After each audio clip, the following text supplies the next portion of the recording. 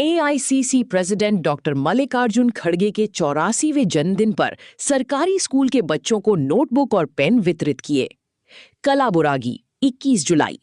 AICC president doctor Mallikarjun खड़गे के 84वें जन्मदिन के अवसर पर सरकारी स्कूलों के विद्यार्थियों के लिए नोटबुक और पेन वितरण कार्यक्रम का आयोजन किया गया। इस सेवा अभियान का नेतृत्व कांग्रेस युवा नेता अरुण एस भराणी ने किया। उन्होंने शरण सरसागी ग्राम पंचायत के अंतर्गत आने वाले शरण सरसागी, अंबेडकर नगर, हड़गिल हारुती और कोल्लूर गांव के 4 सरकारी स्कूलों के बच्चों को नोटबुक और पेन वितरित किए। डॉक्टर खड़गे का जन्मदिन बहुत ही सरल और अर्थपूर्ण तरीके से समाज सेवा के माध्यम से मनाया गया। कार्यक्रम को संबोधित करते हुए अरुण एस भराणी ने कहा कि कल्याण कर्नाटका के विकास के अग्रदूत और एआईसीसी प्रेसिडेंट डॉक्टर मल्लिकार्जुन खड़गे के जन्मदिन के उपलक्ष्य में सरकारी स्कूलों में पढ़ने वाले गरीब और जरूरतमंद विद्यार्थियों को मुफ्त नोटबुक और पेन वितरित किए गए। उन्होंने कहा कि जन्मदिन को केक काटकर मनाने के बजाय समाज सेवा के माध्यम से मनाना अधिक महत्वपूर्ण है। गरीब विद्यार्थियों को पढ़ाई का सामान उपलब्ध कराना और वृद्धाश्रमों में बुजुर्गों को भोजन कराना जैसी सेवा कार्यों को प्राथमिकता दी जानी चाहिए। कार्यक्रम में शामिल स्कूलों के शिक्षकों ने इस पहल की सराहना करते हुए अरुण एस भराणी को बधाई दी। उन्होंने कहा कि इस तरह के सेवा कार्यक्रम बच्चों को पढ़ाई के लिए प्रोत्साहित करते हैं और उनके लिए काफी उपयोगी साबित होंगे। इस अवसर पर कांग्रेस युवा नेता अरुण एस भराणी, गौतम होसामनी, अम्बरीश बिदानूर, राकेश कोल्लूर, अखिलेश होसामनी, सचिन बाबलाड, सुनील हरिजन, सचिन सांगुलागी सहित कई कांग्रेस कार्यकर्ता, युवा नेता, समर्थक और स्थानीय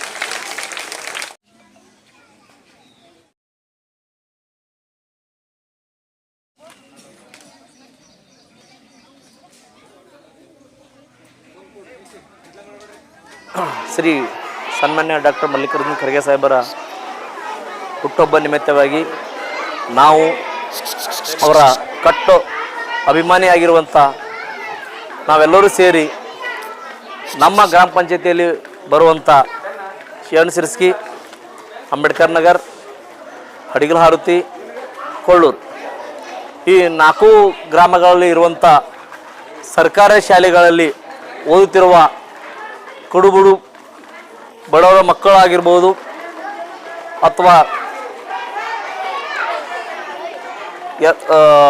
ಅನೇಕ ಮಕ್ಕಳಿಗೆ ಒಂದು ಸರಳವಾಗಿ ಯಾವುದೇ ವಿಜೃಂಭಣೆಯಿಂದ ಒಂದು ಹುಟ್ಟುಹಬ್ಬ ಮಾಡದೆ ಸರಳವಾಗಿ ಪುಸ್ತಕ ಮತ್ತು ಪೆನ್ ಮಕ್ಕಳಿಗೆ ನೀಡುವ ಮುಖಾಂತರ ನಾವು ಈ ಒಂದು ಹುಟ್ಟುಹಬ್ಬವನ್ನು ಸರಳವಾಗಿ ಅರ್ಥಪೂರ್ಣವಾಗಿ ನಾವು ಆಚರಣೆ ಮಾಡ್ತಿದ್ದೇವೆ. ಏನಪ್ಪ ಅಂದರೆ ಒಬ್ಬ ನಮ್ಮ ರಾಷ್ಟ್ರ ನಾಯಕರಿರುವಂಥ ಒಬ್ಬ ಖರ್ಗೆ ಸಾಹೇಬರ ಒಂದು ಹುಟ್ಟುಹಬ್ಬವನ್ನು ನಾವು ಈ ಥರ ಸರಳವಾಗಿ ಆಚರಣೆ ಮಾಡುವ ಮುಖಾಂತರ ನಾವು ಯಾಕೆ ಆಚರಣೆ ಮಾಡಬೇಕೆಂಬ ಒಂದು ಈ ವಿಷಯ ಸಂದೇಶ ಏನಪ್ಪ ಅಂತಂದರೆ, ಭಾಳಷ್ಟು ಜನ ಸುಮ್ಮನೆ ಕೇಕ್, ಬ್ಯಾನರ್, ಆಮೇಲೆ ಬೇರೆ ಬೇರೆ ಒಂದು ವಿಜೃಂಭಣೆ ಭಾಳ ದೊಡ್ಡ ಪ್ರಮಾಣದಲ್ಲಿ ಆಚರಣೆ ಮಾಡ್ತಾರೆ. ಅದೆಲ್ಲ ಜನರಿಗೆ, ಯಾವುದೇ ಒಂದು ಕೊಡುಬೋಡು ಜನರಿಗೆ ಯಾವುದೇ ಥರವಾಗಿ ಉಪಯೋಗ ಆಗೋದಿಲ್ಲ, ಸದುಪಯೋಗ ಆಗೋದಿಲ್ಲ. ನಾಯಕರಿಗೆ ಅದು ಭೀ ಇಷ್ಟ ಆಗೋದಿಲ್ಲ.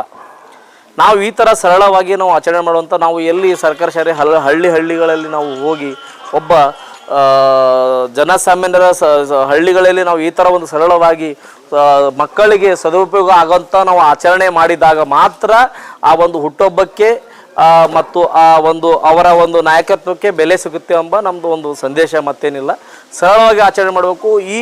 ಈ ಥರ ಪುಸ್ತಕ, ಪೆನ್ನು ನಾವು ಬೇರೆ ಅನ್ನದಾನ, ರಕ್ತದಾನ ಈ ಥರ ನಾವು ಮಾಡುವ ಮುಖಾಂತರ ಏನಪ್ಪ ಅಂತಂದರೆ ನಮಗೆ ನಾಯಕರಿಗೆ ಒಂದು ಹೆಸರು ಬರುತ್ತೆ ಮತ್ತು ಆ ಒಂದು ಮಕ್ಕಳಿಗೆ ಏನಪ್ಪ ಅಂದರೆ ಈ ಒಂದು ಮಾಡುವ ಮುಖಾಂತರ ಈ ಮಕ್ಕಳಿಗೆ ಈ ಥರ ಆಚರಣೆ ಮಾಡಿ ಬೇರೆ ಒಂದು ಸಮಾಜದಲ್ಲಿ ಅಥವಾ ಬೇರೆ ಆಚರಣೆ ಮಾಡುವಂಥ ವ್ಯಕ್ತಿಗಳಿಗೆ ಈ ಥರ ಒಂದು ಮಾಡೋರಂಥ ಪ್ರಯುಕ್ತವಾಗುತ್ತೆ ಅಂತ ನಾವು ಈ ಅಂಬೇಡ್ಕರ್ ನಗರದಲ್ಲಿ ನಾವು ಮೊದಲವಾಗಿ ಅಲ್ಲಿ ಹೋಗಿ ನಾವು ಈ ಪುಸ್ತಕ ನೀಡೋ ಯಾಕೆ ಏನು ವಿಶೇಷತೆ ಅಂತ ಕೇಳಿದಾಗ ನಾವು ಈ ಥರ ಒಂದು ಖರ್ಗೆ ಸಾಹೇಬರ ಒಂದು ಹುಟ್ಟುಹಬ್ಬವನ್ನು ನಾವು ಈ ಥರ ಆಚರಣೆ ಮಾಡಲಿಕ್ಕೆ ಬಂದೀವಿ ಅಂತ ಹೇಳಿದಾಗ ಭಾಳ ತುಂಬ ಶಿಕ್ಷಕರು ಖುಷಿಯಿಂದ ನಮಗೆ ವೆಲ್ಕಮ್ ಮಾಡ್ಕೊಂಡು ಮಕ್ಕಳಿಗೆ ಹೊರಗೆ ಕರೆಸಿ ಅವರು ಪಾಪ ಒಂದು ಥರ ಖುಷಿಪಟ್ಟರು. ಮಕ್ಕಳಲ್ಲಿ ನಾವು ಪೆನ್ನು ಪುಸ್ತಕ ಕೊಡುವಾಗ ಆ ಒಂದು ಖುಷಿ ನೋಡಿದಾಗ ನಮಗೂ ತುಂಬ ಖುಷಿ ಆಯಿತು.